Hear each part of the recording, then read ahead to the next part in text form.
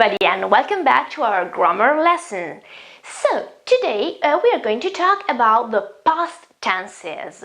This is a very difficult topic, especially for non-native speakers, because probably the difficulty to choose the one or the other, the simple past or the present perfect, is often a reason of many mistakes. So today we are going to talk about rules that will help us to decide when we have to pick one or the other. So let's start from a very easy diagram. So it's a very easy timeline. You can see that the most important point dot here is this red dot here. This is now. This is the moment I'm talking. It's the present. Well, both our tenses, simple past and present perfect, are before, because obviously they are past tenses, okay? The blue tense is the simple past and the red tense is the present perfect. As you can see, watching the blue line, the blue dots, we can see that all these dots, which are actions, are finished before now. Doesn't really matter whether it is so close to now or very far from that or just in the middle. Doesn't really mean if the action is very short, it's just one dot, or whether it lasts for a longer time, as in this case, because it is always finished. It's finished before now, before the moment I'm talking. On the other side, here below, you can see the present perfect. You see that the action starts in the past, obviously, but it goes on and it lasts and it isn't finished. It's connected, it's linked to now.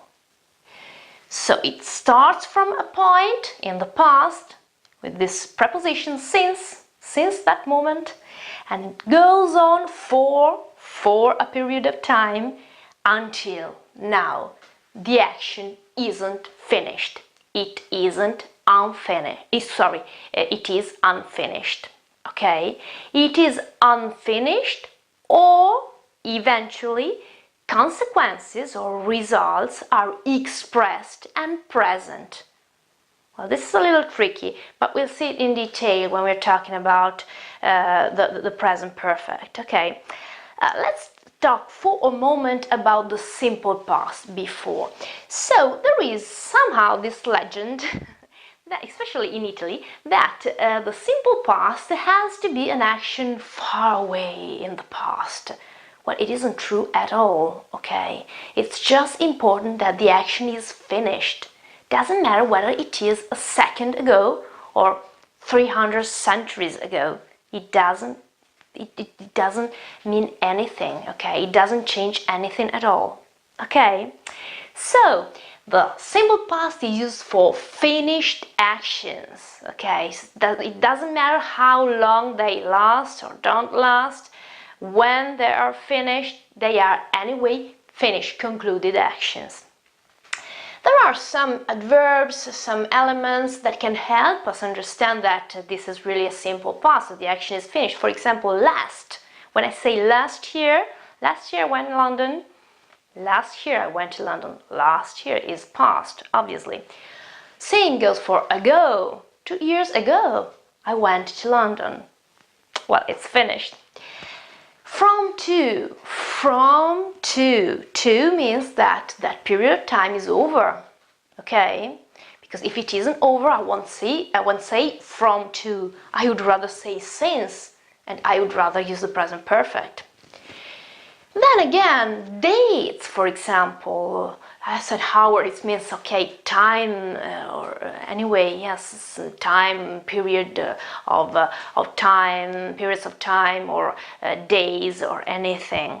Okay, all these elements are so-called temporal markers, which mean that the action is completely finished and it is past.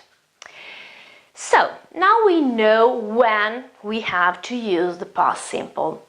Okay, how can we form it? This is very easy. We have first of all to distinguish between the regular verbs and irregular verbs. Regular verbs, I would just add the ed, okay, the suffix ed to the base form. I work, I worked in the past. I play, I played. Okay, I just add ed. Pay attention that the e is always silent, with just one exception. With T and D at the end of my base form, then I can't pronounce another D. I can't say I started. So I would rather say I started. I wanted. Okay, so when the verb finishes with T or D, I will have to pronounce the E before the D of my simple past. But pay attention, in all other cases, in all other situations, I will never pronounce it. Especially I'm talking to Italian people now, Spanish people. This is a very common mistake to say, I worked. Ah, awful. Okay, no, I worked. I finished. Alright? So you never pronounce it unless, obviously, you have T and D at the end of the verb. Then, if I have a Y, I will use the same rules we talked about when we were talking about the present simple or simple present. Do you remember the rule? So if we have a vowel before the Y, I just add my suffix. In that case, I add an S. Now I add ed, like play, played. Just as easy.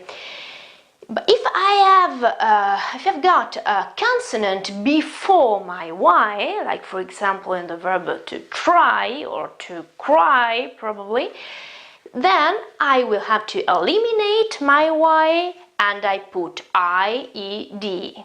Okay, I pronounce it the same way. I tried, I cried, but pay attention to the spelling. This is very simple because all forms in the conjugation are the same. I worked, you worked, he, she, it worked. I have absolutely no S for the third person singular. Then we worked, you worked, I worked. Okay, that's very, very easy. Yes, there is something difficult. Irregular verbs, you have to study them.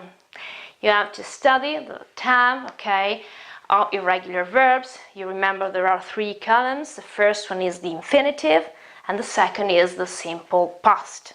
The third one is the past participle. We use it for the present perfect and later.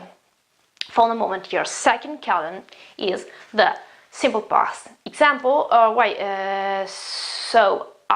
go, went, gone. You have these 3 forms. I pick the second one, the second column, the second form, which is went. I went to London 2 years ago. Okay, it's just very easy. The verb to eat, ate, eaten. Okay, I ate pizza yesterday. The action is over. Okay, I pick the second form, the second column.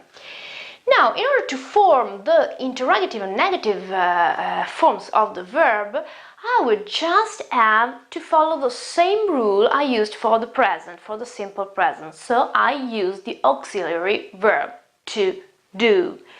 Just in this case, it is conjugated, okay, at the simple past. So it's not do anymore, it is did, which is its second form because it's irregular, okay, do, did, done.